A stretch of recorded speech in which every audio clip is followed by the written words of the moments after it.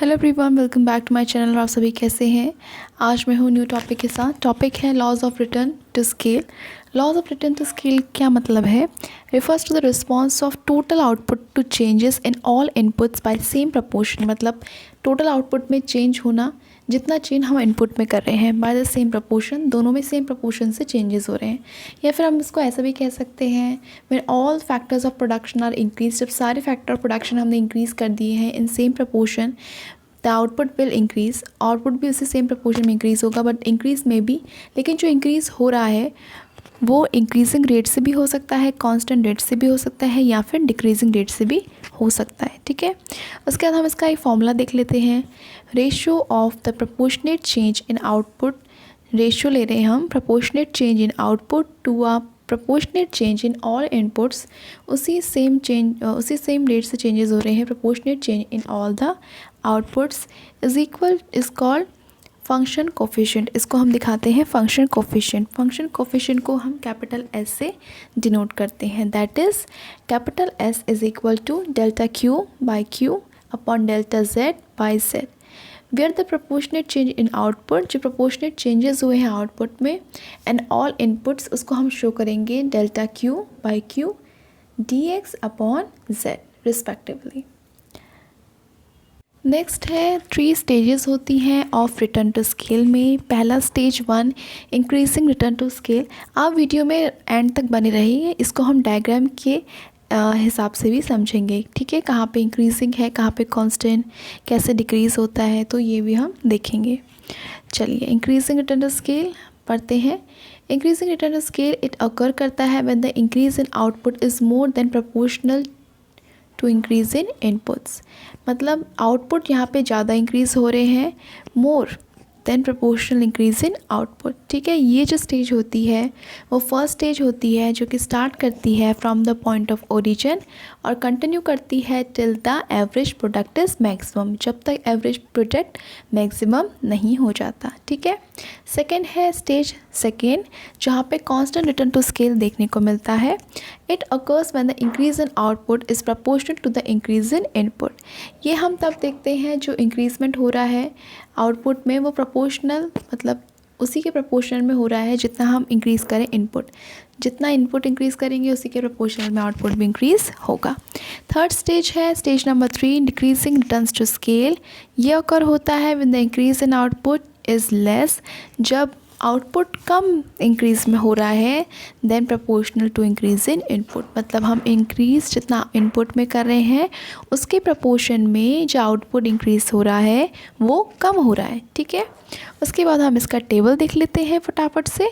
Table से आपको और अच्छे समझ में आ जाएगा। अलग अलग स्टेजेस हैं law of return to scale, जिसे हम टेबल के थ्रू देखेंगे। पहला स्टेज 1, होप आपको ये स्क्रीन क्लियरली दिख रही होगी। अगर नहीं दिख रही है तो अपना रिजोल्यूशन इंक्रीज़ कर लीजिए, उससे आपको स्क्रीन क्लियरली दिखाई देगी।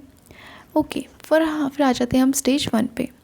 स्टेज 1 जो टर्म हम यूज़ करते हैं वो है इंक्रीजिंग रिटर्न टू स्केल, जहाँ पे टोटल प्रोडक्ट इंक्रीज़ करता है at an increasing rate. Total product increase करेगा इंक्रीजिंग रेट से।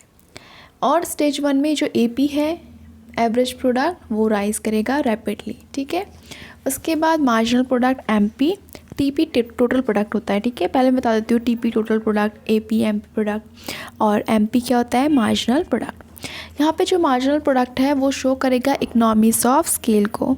ठीक है, क्या दिखाएगा, इकोनॉमीज ऑफ स्केल।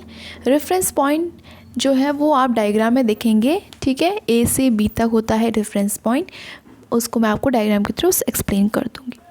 उसके बाद है स्टेज 2, जहाँ पे constant return to scale show करता है। ये इंक्रीज़ करता है एट अ कांस्टेंट रेट से। ठीक है, टोटल प्रोडक्ट इंक्रीज़ करेगा कांस्टेंट रिटर्न से, कहाँ पे, कांस्टेंट रिटर्न टू स्केल में। और AP कांस्टेंट से, MP भी कांस्टेंट ही होगा उस टाइम पे। उसके बाद reference point from point B to C show करेगा। स्टेज 3 आ जाते हैं हम लोग, वो दिखाएगा डिक्रीजिंग रिटर्न टू स्केल को। डिक्रीजिंग रिटर्न टू स्केल में टोटल प्रोडक्ट जो है वो इंक्रीज़ तो होगा लेकिन डिक्रीजिंग रेट से। क्या होगा, इंक्रीज़ तो होगा लेकिन डिक्रीजिंग रेट से। उसके बाद एवरेज प्रोडक्ट फॉल करेगा रैपिडली, एकदम से गिरने लग जाएगा। उसके बाद मार्जिनल प्रोडक्ट जो कि डिसइकोनॉमीज ऑफ स्केल को शो करेगा, ठीक है। डिक्रीजिंग रिटर्न स्केल में क्या दिखाएगा, डिसइकोनॉमीज ऑफ स्केल को दिखाएगा। कहाँ से कहाँ तक, from point C to D, ठीक है। उसके बाद ये है इसका diagram. So O X axis में दिखाएगा स्केल्स ऑफ इनपुट और ओ वाई एक्सिस में दिखाएगा मार्जिनल प्रोडक्ट को, ठीक है। उसके बाद आप देख सकते हैं ए से बी क्या शो कर रहा है, इंक्रीजिंग रिटर्न, जो कि हमारी पहली स्टेज है। उसके बाद बी से सी शो कर रहा है स्टेज 2, जो कि है कांस्टेंट रिटर्न।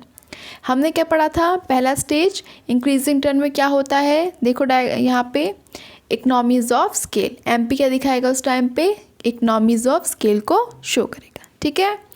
उसके बाद सी टू डी जहाँ पे डिक्रीजिंग रिटर्न, या उसे हम स्टेज 3 भी बोलेंगे, जहाँ पे एमपी शो कर रहा है, वो क्या है, जो एमपी की लाइन जा रही है उसमें जो डिक्रीजिंग रिटर्न टू स्केल है वो क्या है, डिसइकोनॉमीज ऑफ स्केल दिखाएगा, क्या, डिक्रीजिंग रिटर्न, ठीक है। तो guys that's it for this video. Hope आपकी वीडियो पसंद आई। मैंने सारे ही टेबल विद एक्सप्लेनेशन डायग्राम के साथ आपको सारा एक्सप्लेन कर दिया है। और अगर आपको ये वीडियो पसंद आई तो आप इसे लाइक कर सकते हैं, हमारे चैनल को सब्सक्राइब कर सकते हैं ऐसी ही और वीडियोस के लिए। मैं बहुत सारी वीडियोस और भी बना रखी हैं, आप उनको भी चेकआउट कर सकते हैं।